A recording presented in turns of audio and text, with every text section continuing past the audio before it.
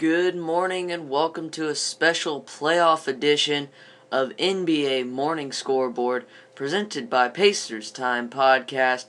Today we're going to be previewing the game of the evening, Pacers and Heat. You can catch that on ESPN. We'll get into that a little bit later. But first we're going to start off with all the news surrounding this playoff series. We have Paul George. He suffered a concussion in Game 2. Will this affect his play in Game 3? He has been cleared to play. We'll see what Frank Vogel does in terms of minutes, and we'll see if Paul George is still keeping tabs on himself and if he can still play without hurting himself severely. Frank is definitely going to watch his movement. He's going to watch his play. If he starts to slack off, then who knows who's going to come in. It might be Rasul. It might be Evan Turner. We don't know. There hasn't really been a consistent guy there off the bench. And that brings us to our next story, our next segment with the bench. They're just not producing. We saw in Game 1, C.J. Watson had 11 points, and in Game 2, Rasul Butler had 6 points. That was basically the bench production in the first two games. Earlier in the season, we've seen Luis Scola. He's played absolutely amazing. But he hasn't played that well. He scored, I think, 4 points in this series. That's not going to work. Luis Scola has also played well in the two previous series, but he's not here. He's not showing up. He's not playing the way that the Pacers need him to play. And in return, he's getting a lot. He's getting bashed by the media and by even Pacers fans. I think he'll pull out of this. I don't think it's really a slump. It's just right now Frank has everything invested in the starting five. Not a whole lot of the bench people are able to get the minutes that they want to see. And that brings us to containing the unmarked man for the Heat. Miami Heat, their bench has stepped up in a big way. In Game 1, it was Ray Allen and Chris Anderson. Ray Allen had 12 points. Chris Anderson had 14 points. That was more than double what the Pacers bench produced.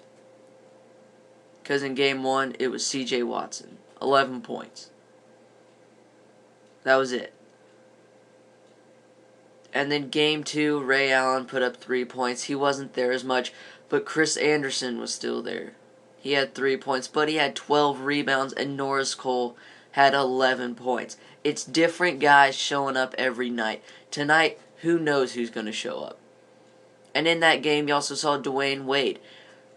He had a very good game. You can't really tell with this Heat team who's going to show up from night to night. And with this Pacers team, Game 2, Rasul Butler, 6 points.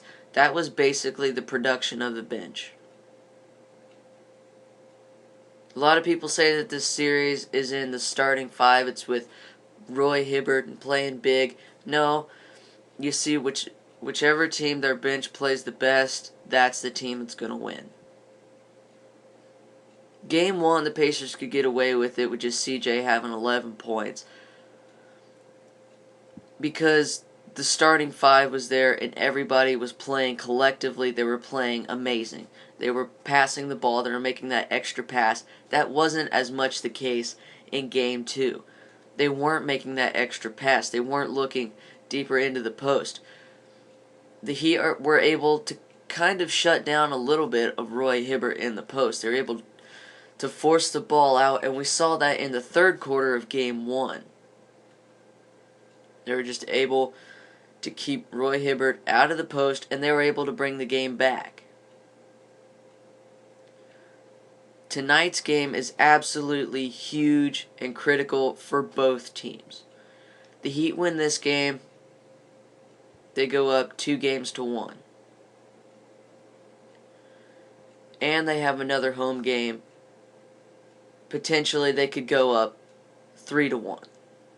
Heading back to Indianapolis. That's something that the Pacers are trying to avoid. The Pacers need this game so that the least of their worries, they could go back to Indianapolis tied 2-2. Best case scenario for the Pacers, they head back to Indianapolis up 3-1 and close it off in Game 5. I see the Heat winning tonight. It's their first game at home. But it's who's going to step up.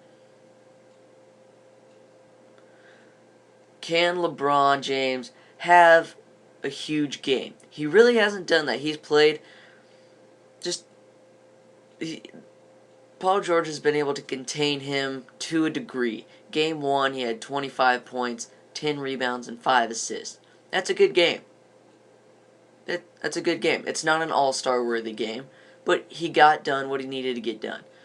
Game 2, LeBron, 22 points, 7 rebounds, and 6 assists. Not as good,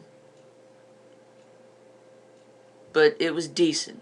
Able to put up 22 points. It was enough. It was what he had to do because Dwayne Wade was just having an amazing game. So he was able to step back a little bit and let Dwayne do it.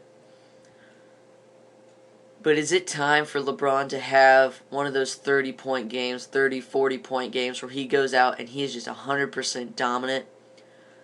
With Paul George being the way he is right now, with the concussion, if Paul George is not 100% there, tonight is LeBron's night to go out there and have that ginormous game and just open up a huge gap in this series. But also tonight, for the Pacers, if Paul George isn't 100%, who are they going to play? Their key to coming into this series is we're going to play big. We're going to have our wings outside. They're going to be able to produce. But right now, I think we have Roy Hibbert back. After the Wizards series, Roy's back. We're going to be able just to pound in the middle, go every single possession, pound it in the middle. We have David West, put him in the middle as well, and we'll just kill him right there in the middle, right in the paint. No. This is absolutely going to destroy this team. You can't play like that against the Heat. I think Roy Hibbert is not going to be your key to beating the Heat. He needs to continue to have these games. He is playing a lot better. He's playing very well. But you cannot rely on Roy Hibbert and David West to get you through this entire series. You have to have the entire group together. It's a collective. Everybody's got to pitch in and do what they have to do. You see that Paul George, George Hill, and Lance Stevenson, they're in there for most of the game. We're able to see them play a lot more than we see Roy Hibbert and David West because they can't last as long. Usually, Frank will pull them out with about 4 minutes left. And so you have to rely on those back three. Well, if you don't have Paul George, who's going to be that third guy? Who's going to be the third guy that's going to step up and get 20 points a game? There's nobody on this bench that can do that. The first guy that comes to mind for me has to be Chris Copeland. He's played very well down the stretch. He's improved his game a lot. He's able to score. He's played against this Heat team a couple times. He's been able to put up some points, grab some rebounds. But we need somebody that's going to stand out. Rasul Butler, I don't think he's going to be able to do it again and be consistent and score tons of points. I think their best shot is C.J. Watson. You move Lance Stevenson up to the 3 spot. You bring Watson down to point guard and put George Hill up in the 2. George Hill is a really good shooter. Excuse me. George Hill can make the 3. He can make jump shots. He can drive to the bucket. He just doesn't get those opportunities as a point guard. But if you bring Watson in at 1 and put George Hill at 2, that's going to open up a lot of shooting opportunities for George Hill. And with that, the Heat are probably going to try to match. They put in Ray Allen, so then you're going to have George Hill on Ray Allen. Is that going to be a problem? Ray's a little bit bigger than George Hill, but is that going to benefit on the offensive side?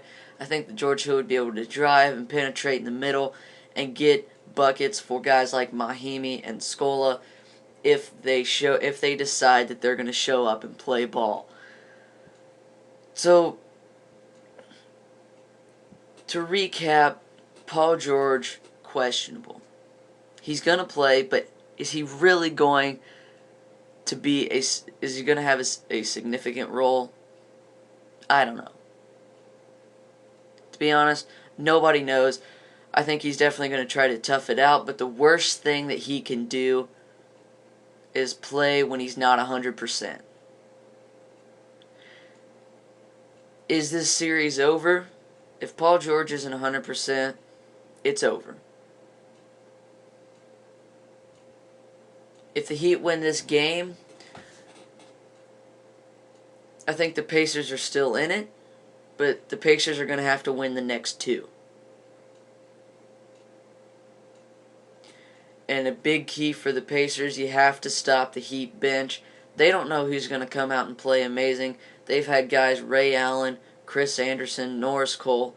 They've got a bunch of guys, and still guys that can still score and put up points. You don't know who's going to show up for the Heat, and I think that's going to absolutely kill the Pacers if they want to win. Jan Mahimi's got to have a big game defensively. Luis Scola has to score. C.J. Watson has to start scoring again, hitting some shots. But tonight is going to be an absolutely huge and critical game. You can catch tonight's game on ESPN. Starts at 8:30. Catch pregame at 8 o'clock on ESPN. I thank you for listening. Have a wonderful Saturday.